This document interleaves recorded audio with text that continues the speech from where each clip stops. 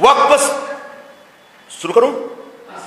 वक्फ संशोधन विधेयक कानून में रूपांतरित हो चुका है क्योंकि भारत की महामहिम राष्ट्रपति ने उसे मंजूरी दे दी है।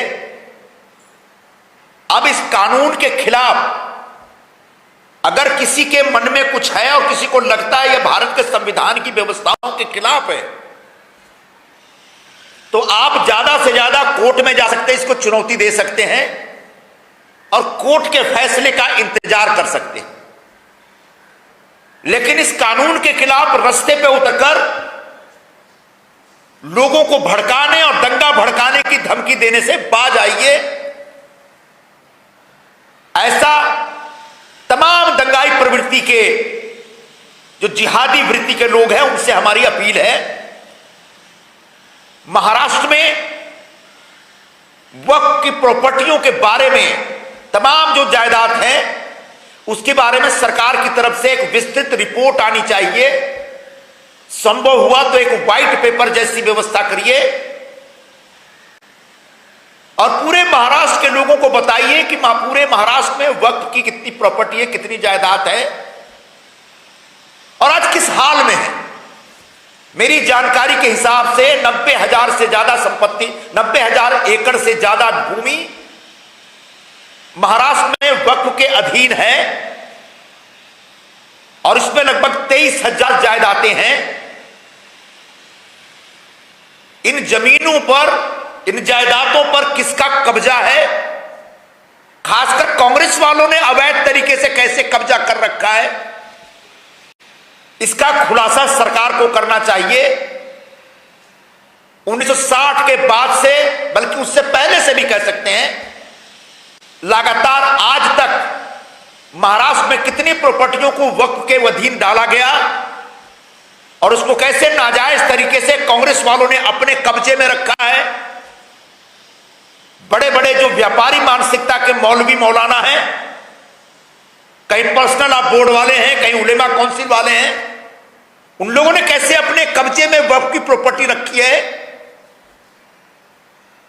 इसके ऊपर रिपोर्ट आनी चाहिए और इसकी जांच होनी चाहिए और इसके खिलाफ एक्शन भी होना चाहिए। दूसरा, राज्यसभा में वक्फ विधेयक के ऊपर जब चर्चा चल रही थी और जब उबाठा ने वक्फ विधेयक के खिलाफ अपनी भूमिका ली,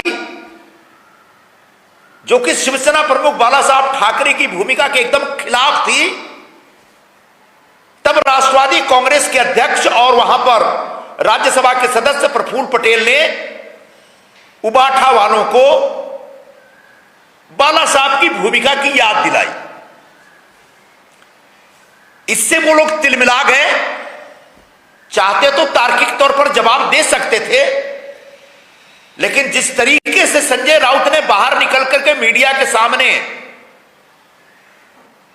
कुंठित स्वर में प्रफुल्ल पटेल के ऊपर हमला किया और बहुत नीचे की स्तर पे उतर करके असभ्य भाषा का इस्तेमाल करते हुए प्रफुल्ल पटेल को दलाल और दाऊद का आदमी बताया और उनको कहा कि मेरे से मत लगिए वरना मैं आपको नंगा कर दूंगा। सच यह है कि उबाठा, संजय राउत और उद्धव ठाकरे ये सभी नंगा हो चुके हैं। जिस प्रकार से वक्फ विधेयक के ऊपर उन्होंने अपनी दोषपूर्ण भूमिका ली है, उससे पूरे महाराष्ट्र में उनकी पार्टी बेनकाब हो गई है, नंगी हो गई है। महाराष्ट्र के हिंदू, महाराष्ट्र के मराठी समाज के लोग उबाठा की इस भूमिका से सख्त नाराज हैं और मेरे ख्याल से संजय राउत को इस बात का एहसास हो गया है कि उनसे गलती हुई है। तभी उन्होंने, जब उनसे कुछ पत्रकारों ने पूछा कि जैसे कांग्रेस पार्टी इस कानून के खिलाफ सुप्रीम कोर्ट में जा रही है, क्या आप भी जाने वाले हैं? तो अगर उबाठा सही मायने में कन्विंस होती कि यह वक्फ विरोधी विधेयक गलत है, संविधान विरोधी है, तो वो कह सकते थे कि हम भी कोर्ट में जाएंगे। लेकिन चूंकि उन्होंने चंद मुस्लिम वोटों के लिए यह समझौता किया है, मुस्लिम संगठनों से जो उनको पैसा मिल रहा है, नोट मिल रहा है, उसके लालच में उन्होंने ये भूमिका ली है। इसलिए उन्होंने छूटते ही कह दिया कि हमारा यह विषय खत्म हो गया है, हमारे लिए वक्फ का चैप्टर क्लोज हो गया है।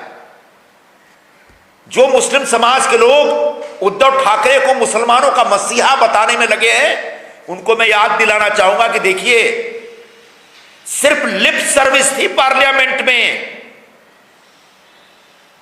उबाटा के लोगों की, उबाटा के सांसदों की। कानून बनने के बाद कहते हैं हमारा चैप्टर क्लोज हो गया।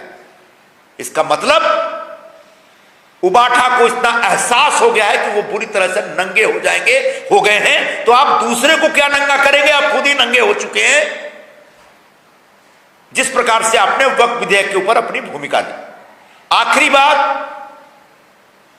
आज महारामनवमी है। रामनवमी हमारा एक पवित्र त्योहार है, भगवान राम का जन्म दिवस है।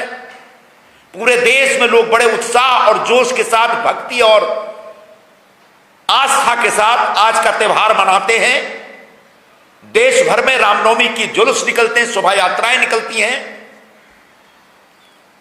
मुंबई में भी बड़े पैमाने पर शोभा यात्राएं निकलेंगी हर साल की तरह। लेकिन जिस तरीके से मुंबई पुलिस ने एक जबरदस्त बंदोबस्त लगा रखा है, वो और कुछ नहीं, मुस्लिम समाज, खासकर दंगाई प्रवृत्ति के जो मुस्लिम समाज के लोग हैं, उससे पुलिस के ऊपर एक तनाव आया हुआ है, तान आया हुआ है। यह अच्छी बात नहीं है। रामनवमी उत्साह के साथ और शांतिपूर्वक सेलिब्रेट होना चाहिए, मनाया जाना चाहिए। जिस तरीके से कुछ दिन पहले कुरार में पत्थरबाजी हुई, कुरार में दंगा भड़काने की कोशिश की गई और हिंदू भक्तों पर हमला किया गया एक मस्जिद के बाहर, ऐसी कोई हरकत आज नहीं होनी चाहिए। हमें इस बात की जानकारी है कि पिछले कई वर्षों से लगातार हर रामनवमी पे मालवनी में पत्थरबाजी होती है। शोभा यात्रा को डिस्टर्ब करने के लिए, शोभा यात्रा में शामिल हिंदुओं को भड़काने के लिए दंगाई प्रवृत्ति के मुसलमानों की तरफ से पत्थर फेंके जाते हैं। आज ये ऐसी हरकत न हो।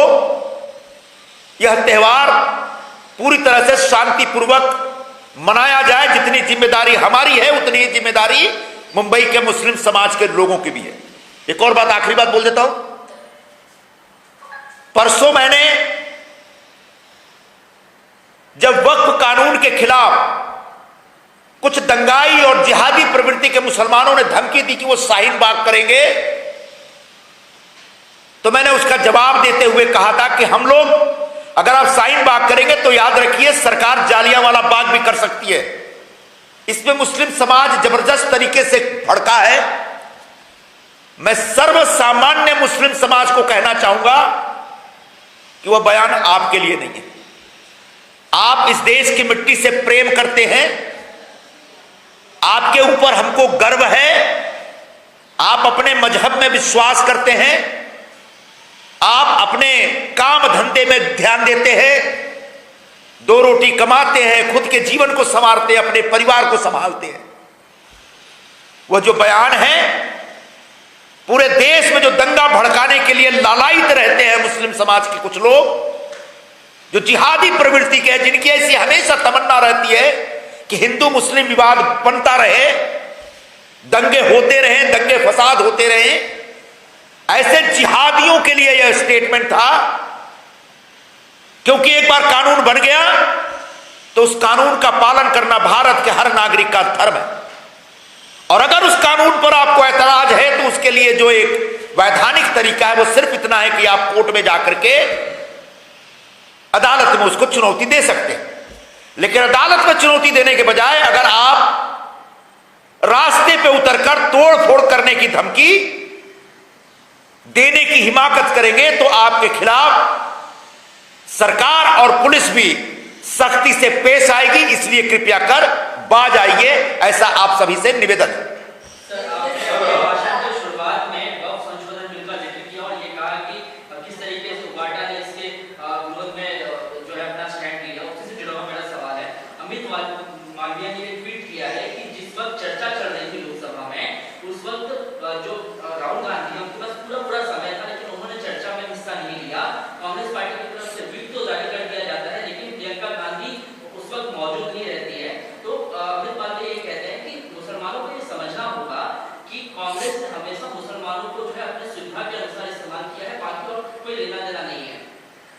इससे आगे बढ़कर के मैं एक बात पूछता हूं कि अगर लगता है कि कांग्रेस पार्टी मुसलमानों की हितैषी है और पिछले 70, 72, 75 वर्षों से लगातार इस देश का मुसलमान कांग्रेस की सेवा करता रहा है, कांग्रेस को वोट देता रहा है, तो आज तक मुस्लिम समाज पिछड़ा क्यों रह गया? कांग्रेस पार्टी ने मुस्लिम समाज को हमेशा एक वोट बैंक के तौर पर यूज किया। उनके अंदर भारतीय जनता पार्टी या हिंदुत्व की विचारधारा में विश्वास करने वाले संगठनों के प्रति डर पैदा करके उनका वोट अपनी तरफ लिया। यही वजह है कि वक्फ विधेयक, जिससे सर्वसामान्य मुसलमान का कोई नुकसान नहीं होना, साधारण मुसलमान बल्कि खुश है, क्योंकि उनकी जमीनें भी वक्फ वालों ने कब्जा कर रखी है।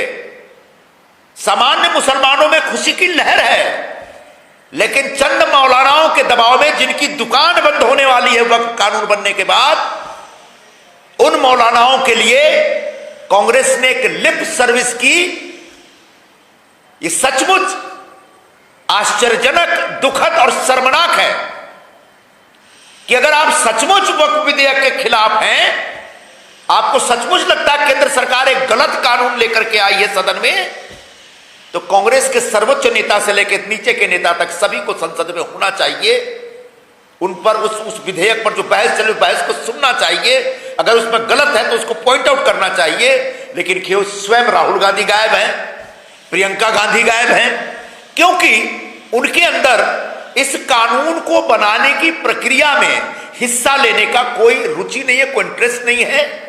उन्हें सिर्फ मुसलमानों को एक मैसेज देना है कि भारतीय जनता पार्टी या एनडीए की सरकार आपको परेशान करना चाहती है और हम आपको बचाने के लिए उस सरकार के खिलाफ लड़ रहे हैं। ये सिर्फ दिखावा है और तमाशा है। लेकिन चर्चा में हिस्सा नहीं लेते हैं, विरोध करते हैं लेकिन चर्चा में हिस्सा नहीं लेते। प्रियंका गांधी गायब रहती है, मतलब किस तरीके से? यही बात है ना, जब चर्चा 12-12 घंटे, 15-15 घंटे तक लोकसभा में चर्चा होती है और वायनाड से जिन मुस्लिम वोटों की बदौलत प्रियंका गांधी चुन के आती हैं, ऐसी प्रियंका गांधी मुसलमानों के ऊपर अगर अन्याय हो रहा है तो 10 शब्द बोलने के लिए खड़ी नहीं होती। तो कहीं ना कहीं आपके मन में कन्विक्शन नहीं है, कहीं ना कहीं आप सब दिखावा कर रहे हैं। आपको लग रहा है कि ये कानून सही है, लेकिन चूंकि मुस्लिम समाज में चंद जो जिहादी प्रवृत्ति के लोग इस कायदे के खिलाफ है, इसलिए उनको खुश करने के लिए आप सिर्फ एक ढोंग कर रहे हैं। सर, एक सवाल राज ठाकरे को लेकर है। कल उन्होंने ट्वीट किया और ये कहा कि जो आंदोलन का आह्वान उन्होंने किया था कि बैंकों में जाकर मंसलिक देखें कि कामकाज मराठी में हो रहा है कि नहीं हो रहा है, उसको लेकर उन्होंने कहा कि अब इसे रोकने की जरूरत है।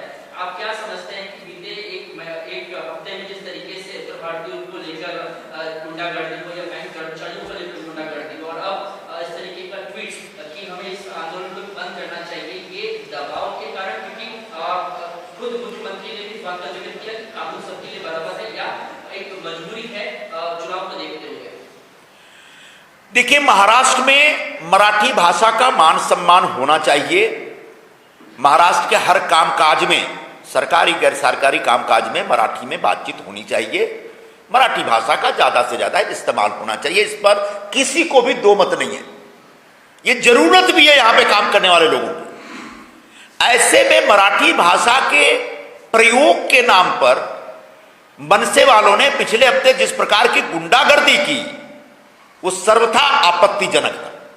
परसों मैंने भी कहा था कि गुंडागर्दी बंद करनी पड़ेगी और सरकार को कहीं ना कहीं इसका संज्ञान लेते हुए, कॉग्निजेंस लेते हुए ऐसे तमाम गुंडा प्रवृत्ति के लोगों के खिलाफ कार्रवाई करनी पड़ेगी। अब राज ठाकरे ने कल ऐसा एक लेटर जारी किया कि अतः अब ये आंदोलन को बंद करिए। 2-3 बैंकों में जाकर के जो निर्दोष और निरपराध कर्मचारी हैं, उनको गाली देके, उनको पीट करके, मार करके, क्या मराठी भाषा का सम्मान बढ़ गया? क्या सब लोग मराठी बोलने लगे? ये जो राज ठाकरे और मनसे वालों की जो आंदोलन के नाम पे जो गुंडागर्दी है, उसी का नतीजा है कि पार्टी धीरे धीरे खत्म होती चली जा रही है। आज उनके पास एक भी विधायक नहीं, आमदार नहीं।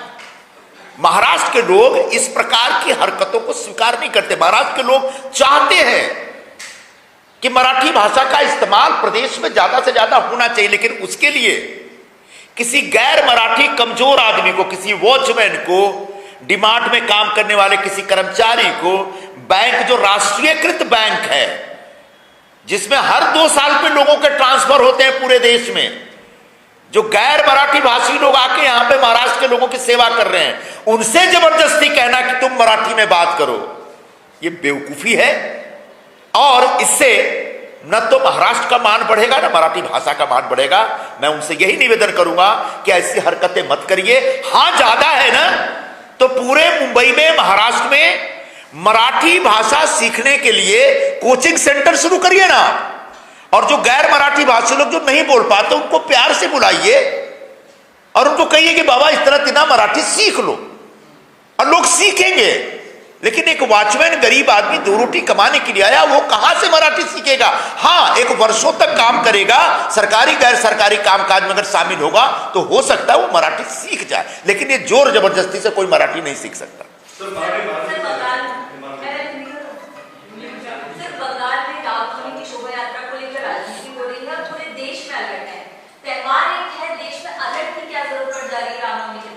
ये बहुत ही शर्मनाक बात है।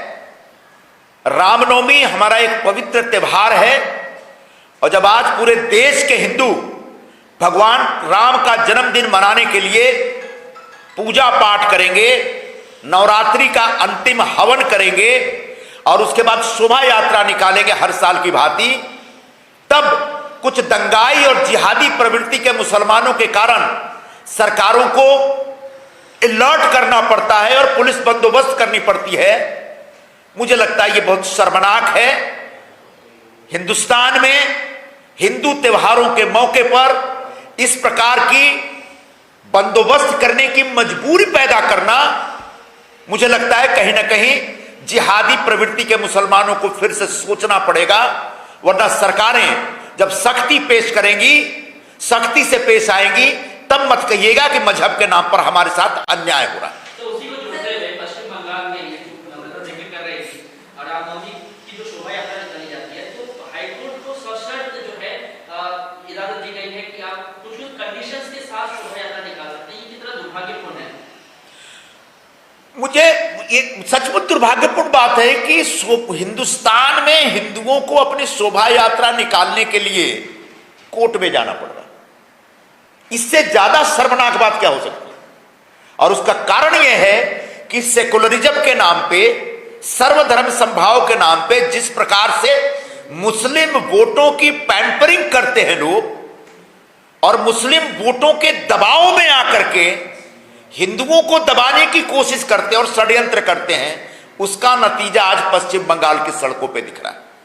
पश्चिम बंगाल में ममता बनर्जी अपनी पूरी राजनीति मुस्लिम वोटों की बदौलत करती हैं और उसके लिए हमेशा वो हिंदुओं को एक साइडलाइन करने, प्रताड़ित करने, उनको कम आंकने का प्रयास करती हैं। यही वजह है कि वहां पर शोभा यात्रा पर बैन लगाने का वो प्रयास कर रहे थे, जिसकी वजह से वहां के हिंदुओं को कोर्ट में जाना पड़ा। मैं ममता बनर्जी से अपील करूंगा कि पश्चिम बंगाल हो या पूरा हिंदुस्तान हो, यह हिंदुओं का देश है, यहां पे कम से कम हिंदू त्योहारों पे इस प्रकार के बंधन लगाना बंद करें।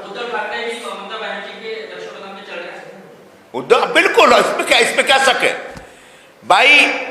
जिस दिन से 2019 से उद्धव ठाकरे कांग्रेस से हाथ मिलाए हैं, उन्होंने हिंदुत्व से गद्दारी की, शिवसेना प्रमुख बाला साहब ठाकरे के विचारों से गद्दारी की और मुस्लिम वोटों के लिए वो सब कुछ कर रहे हैं जो कांग्रेस वाले ममता दीदी करती हैं।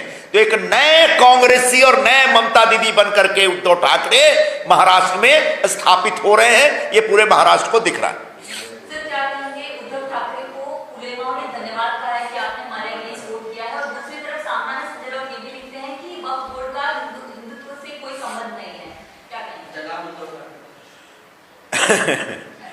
परसों मैंने कहा था कि वक्फ संशोधन विधेयक पर जिस प्रकार से उबाठा के सांसदों ने लोकसभा में अपनी भूमिका रखी और राज्यसभा में भी संजय राउत ने जिस तरीके से वक्फ बोर्ड संशोधन विधेयक का विरोध किया, उससे मुस्लिम समाज के मौलानाओं में जबरदस्त प्रशंसा है। उर्दू अखबारों में उनको मुस्लिम समाज का मसीहा करके घोषित किया गया उद्धव ठाकरे। मैंने परसों भी कहा था कि उनके पिताजी और हम सब के आदरणीय नेता, पूजनीय नेता, शिवसेना के संस्थापक, हिंदू हृदय सम्राट के रूप से जाने जाते हैं और हम सबको इस बात का गर्व है। लेकिन आज उनके सुपुत्र मुस्लिम वोटों के लिए मुस्लिम हृदय सम्राट बन गए हैं और इसलिए मुंबई के उर्दू अखबारों में, हिंदी अखबारों में, मराठी अखबारों में उद्धव ठाकरे की जबरदस्त प्रशंसा की गई है। मौलानाओं की तरफ से, फैसला बोर्ड की तरफ से, उलीमा काउंसिल की तरफ से, मुस्लिम संगठनों की तरफ से, और उनको मुसलमानों का नया मसीहा करके स्थापित किया गया है। यह उबाठा के लिए एक शर्मनाक स्थिति है। उबाठा की हालत यह है कि न घर के हैं न घाट के हैं। हिंदू समाज उनके ऊपर पूरी तरह से नाराज है। महाराष्ट्र का मराठी मानुस उनसे नाराज है। चंद मुस्लिम वोटों के लिए उन्होंने हम सबसे पूरे महाराष्ट्र के साथ गद्दारी की है, यह स्थापित हो गया है।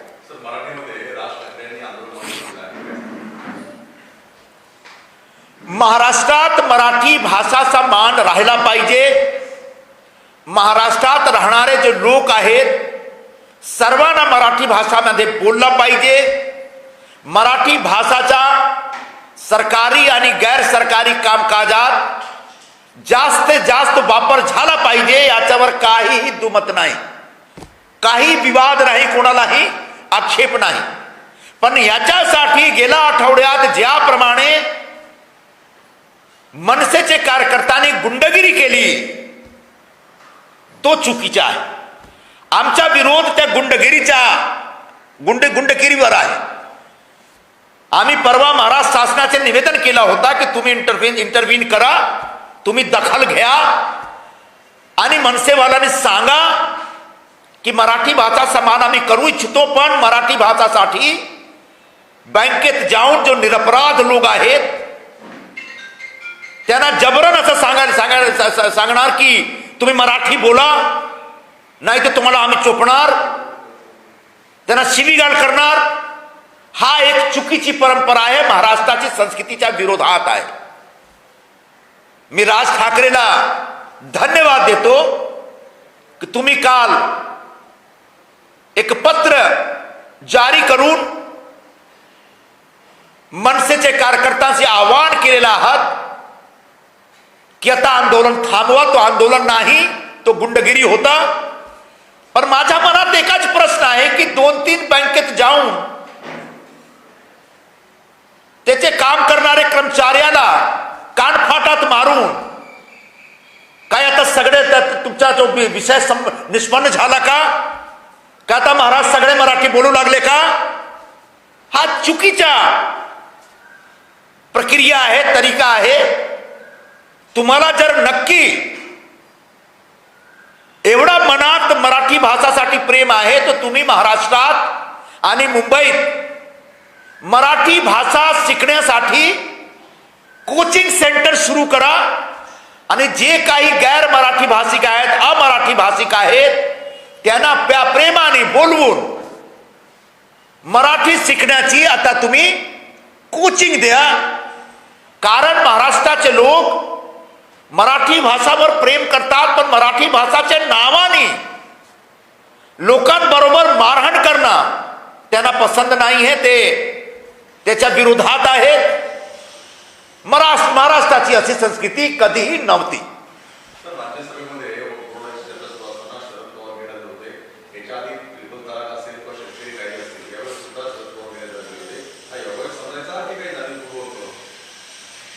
शरद पवार या देशाचे सर्वात ज्येष्ठ नेते आहेत।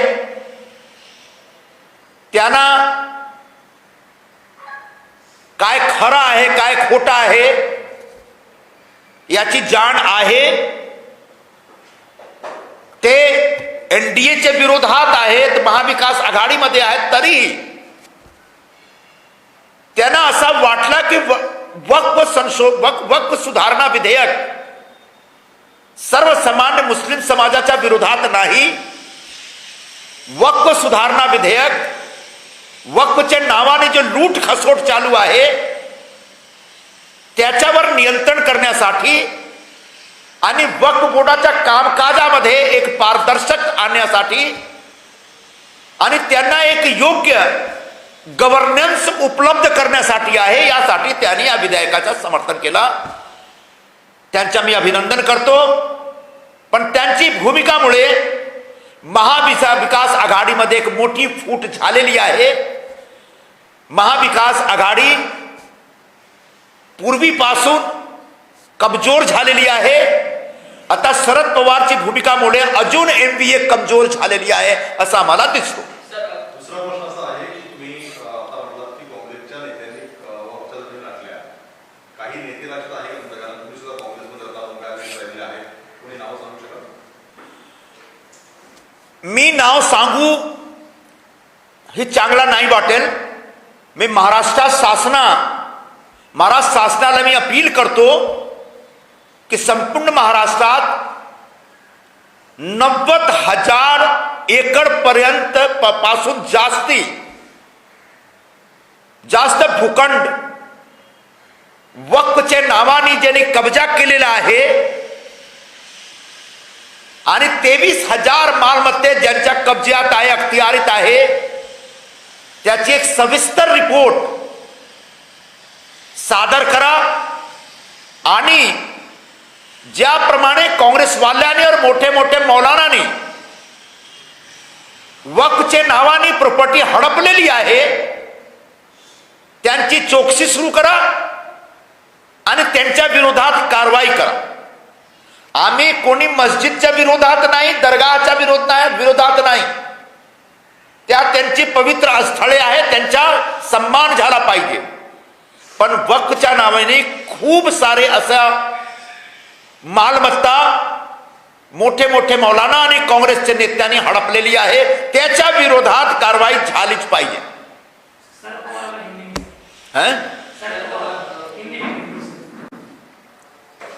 शरद पवार जी इस देश के एक वरिष्ठ नेता हैं. सही क्या है गलत क्या है इसकी समझ उनको है. और इसलिए जब लोकसभा और राज्यसभा में वक्फ संशोधन विधेयक पेश किया गया बहस के लिए, तो उसमें पवार साहब के सांसदों ने विधेयक के समर्थन में वोटिंग की. यह एक इस बात का संदेश देता है कि शरद पवार जी मुस्लिम समाज से कह रहे हैं कि यह कानून सर्वसामान्य मुस्लिम समाज के खिलाफ नहीं है. यह कानून वक्फ के नाम पे जो धंधा चल रहा है उस धंधे को रोकने के लिए है. वक्फ के कामकाज में गवर्नेंस अच्छा हो, पारदर्शी हो, सही प्रशासन हो और किसी भी गरीब की जमीन लूटने की जो परंपरा चली आ रही है उस परंपरा को हमेशा के लिए रोका जाए. सामान्य मुसलमान समाज जो वक्फ की वजह से प्रताड़ित है उसको राहत मिले, इसके लिए कानून था. और इसलिए शरद पवार जी ने इस विधेयक के समर्थन में अपनी भूमिका रखी है. आज हालात यह है कि महाविकास आघाड़ी पहले से एक लूली लंगड़ी आघाड़ी हो चुकी है. उनके पिछले चुनावों में वो बुरी तरह से पराजित हो चुके हैं. शरद पवार की इस भूमिका के बाद महाविकास आघाड़ी और भी कमजोर होगी, बिखरेगी, ऐसा हमें लगता है. धन्यवाद. देखते देखते हो गया जो पूरा विषय आ गया. आपने